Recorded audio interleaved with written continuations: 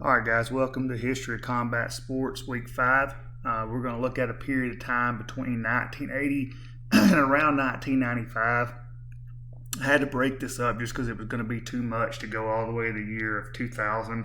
So, just kind of how it works. So, from a cultural context, one thing I want you to understand, during this period of time, or during a lot of periods this time, we were in a Cold War. It was a time where we were in a heightened sense of potential war with the USSR. And it's also a time where we saw the advent of pay-per-view TV, satellites, ESPN, things like that came about.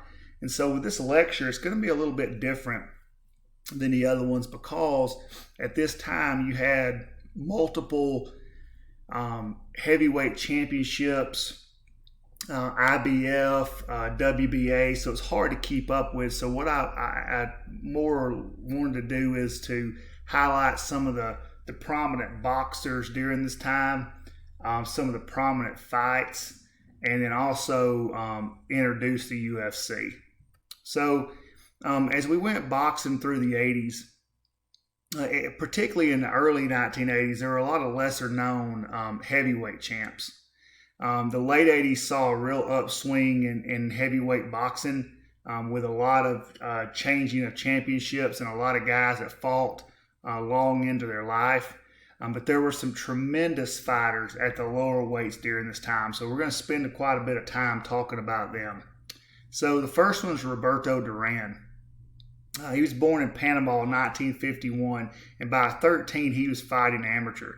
He fought well into his late 40s. His last fight was at age 47, and he fought because he liked to fight. He was 103-16, and he fought in 4 different weight classes. And you're going to see a common theme between these 4 fighters. His greatest fights were against Sugar Ray Leonard, Marvin Hagler, and Thomas Hearns. And we're going to look at all 4 of those guys, and they were all in relatively close weight classes and had unbelievable fights. Second one is Sugar Ray Leonard. He was born in Wilmington, North Carolina in 1956. He was very much disliked by other fighters. He very much had the mentality of an Ali. He was arrogant. He manipulated the media, and a lot of times he forced his way ahead of other fighters to get a chance to have championship fights.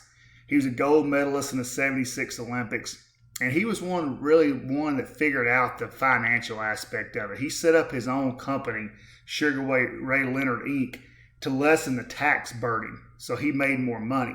He also hired Angelo Dundee, who's a real prominent, famous boxing trainer, to train him. He was 36-1-3, and like I said before, he had great fights against Duran, Hearns, and Hagler. Kind of the only heavyweight boxer I'm really going to focus on during this time is Mike Tyson. He was born in Brooklyn, 1966. He was 52-6. A lot of people thought he had the potential to be the greatest heavyweight of all time, but he kind of self-destructed, and that happened for a lot of reasons. So a lot of personal reasons, loss of people in his life, and it kept him from being great. Just to give you an idea of how good he could have been, 11 of his first 15 fights ended in the first round. Had unbelievable boxing strength and punching strength. Had great fights against Buster Douglas, Evander Holyfield, and Lennox Lewis. So an interesting guy if you choose to look more into him. Marvelous Marvin Hagler. He was born in Newark, New Jersey, 1951. He was 62-2-3, a dominant middleweight fighter. Had great fights again against Thomas Hearns, Sugar Ray Leonard. A couple of these fights were unbelievable, and I've posted them in this week's discussion. Thomas Hearns was born in Memphis. He was 61-1-5, won championships at 5 different weights. Nobody's done that. Had great fights against Hagler, Sugar Ray Leonard. And he kept fighting well into his life. He fought his final fight at 2006 at age 47, and he just loved to fight. He was just a fighter.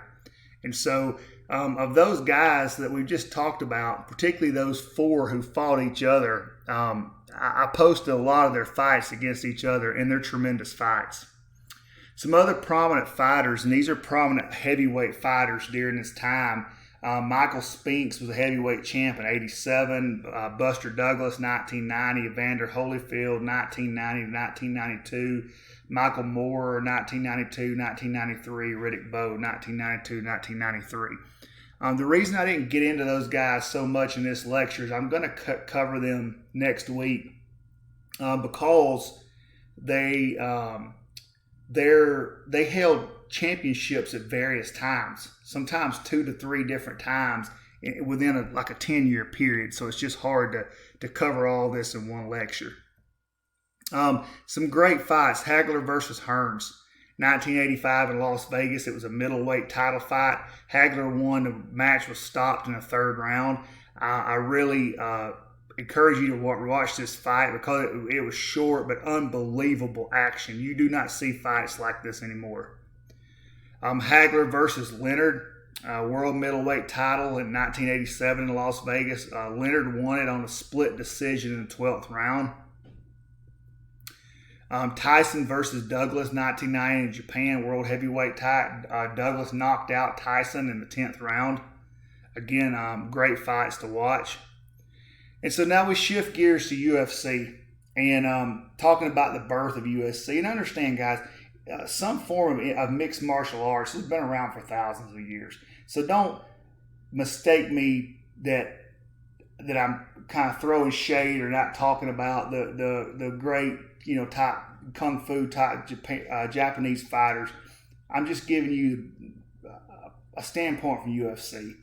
So basically, starting in the early 80s and through the 80s, there a VHS tape, which probably none of you have seen, has circulated around of Gracie Jiu-Jitsu. And what this video showed was Roy and Gracie just destroying these people in fights using a form of kind of Brazilian Jiu-Jitsu. And the fight kind of ended with this kind of ominous thing that basically anybody that wants to fight, come fight. And this made this way into the hands of Art Gracie. And he wasn't a fighter. He was a promoter, a marketer, a brander. And he got with Gracie and he pitched a fight. Pitched a concept of a fight called War of the Worlds, where you brought fighters from all kind of different backgrounds into one deal to fight each other. And the event was planned out, and the name was changed to the Ultimate Fighting Championship. And that UFC 1 took place in Denver, Colorado. And they pitched a lot of people to this to try to get them to cover it. HBO, Showtime wanted nothing to do with it. It was broadcast by kind of a lesser-known company called SEG, is a small pay-per-view company, and about 86,000 people paid to watch it. And there were some issues with it.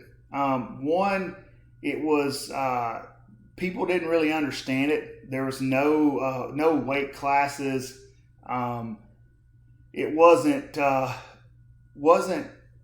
done very well. And after the fight, it faced a lot of issues. A prominent senator who's no longer alive, John McCain, he viewed the fight and basically called it human cockfighting. And other politicians kind of joined in, and the UFC was essentially unable to get anybody to sanction their fight or broadcast their fight. It very much went underground. And after the kind of the backlash, Art Davies, the original guy who promoted it, owned it, wanted nothing of it. He sold it to SEG. And SEG went the wrong direction with it. Rather than trying to change the sport to make it more likable, they basically welcomed the bad publicity, and the sport largely went underground. And they had several more events before it changed hands and eventually got going to what it is today. And we'll kind of pick this up next week with kind of the story of how it really came to prominence. But I wanted to give you just kind of a background with them and the time frame. Hope you guys are enjoying the class. I'm really enjoying your presentations you guys are doing. And I look forward to seeing what you come up with for this week. Thanks a lot.